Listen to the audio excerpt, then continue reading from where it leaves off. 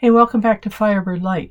The things that we are seeing around us in light of the Firebird spirit. I've been thinking a lot lately about this idea of duality, the way we've learned to split things into opposites, good and evil, body and soul, sacred and secular, us and them. And I started wondering, when did all that really come about? When did we start seeing the world this way? Because it wasn't always like this. If you go back to some of the earliest human traditions, ancient cultures, indigenous ways of knowing, there's a different feel to life. The world isn't divided up into categories. It's kind of interwoven, right? The earth isn't separate from the sacred. The body isn't something to escape. Spirit isn't something else. Everything belongs. Everything is part of the same living, whole entity. Now, somewhere along the way, that began to change. A big turning point came with the ancient Greeks. Thinkers like Plato started to describe reality in two layers, a higher, perfect, invisible world and a lower, imperfect, physical one. It's subtle at first. It's like a lot of changes that evolve, but it plants a seed. Because now, not everything is equal anymore in people's thinking and cultures.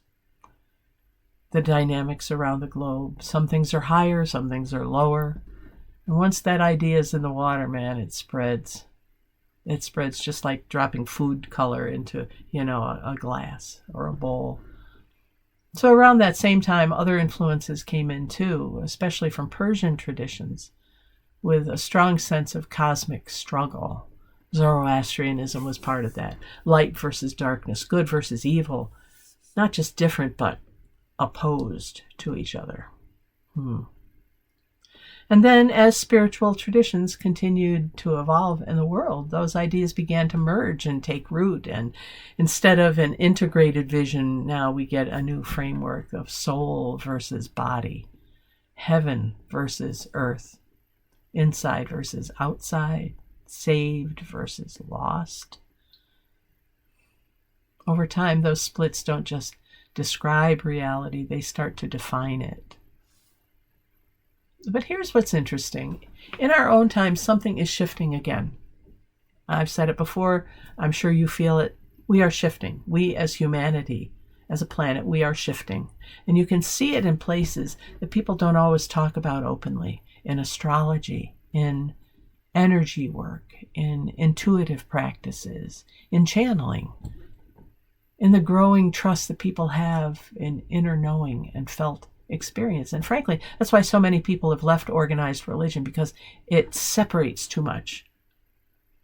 It doesn't acknowledge some of these other, what some people call the woo-woo traditions. Now, you can take any of those literally or symbolically or somewhere in between. But underneath them, there is a common movement of spirit, of energy. They don't divide the world into neat categories. They assume connection. They assume that what's happening within you and what's happening around you are all part of the same field. As above, so below. The universe outside is reflecting the universe that is within. The universe that is within is reflecting what is outside. We are all one. They assume that meaning is not just out there or up there or down there, but moving through everything. Meaning moves through us. And in that sense, whether people realize it or not, a lot of these so-called woo-woo paths are actually pointing back to something very old, a more holistic way of seeing, a more relational way of being. So maybe what we're living through right now is just, it's not just confusion or fragmentation. Maybe it's a kind of remembering and remembering, pulling parts of ourselves back together again, being remembered. Because if you listen closely to some of the oldest voices, there's another current running underneath all of this. It's a very quiet one, but it's one that says the world is not broken into pieces. It's connected. It's interwoven. It is alive and growing and healing each other, healing itself. And maybe part of the journey now isn't about choosing sides. but it's about learning how to see the whole again. Learning to see with a holistic 360-degree vision, multi-dimensional vision. Not either or, not separate here. It's both and. No separation, just belonging, just connection. Maybe the sacred was never somewhere else.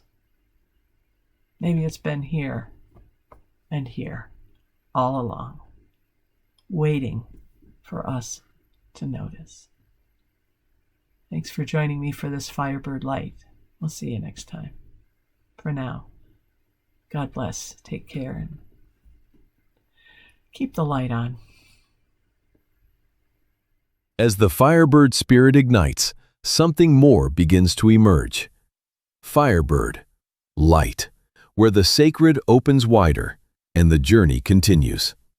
So until next time, let the light lead you home.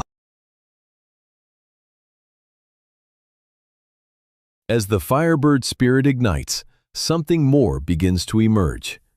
Firebird Light, where the sacred opens wider and the journey continues. So until next time, let the light lead you home.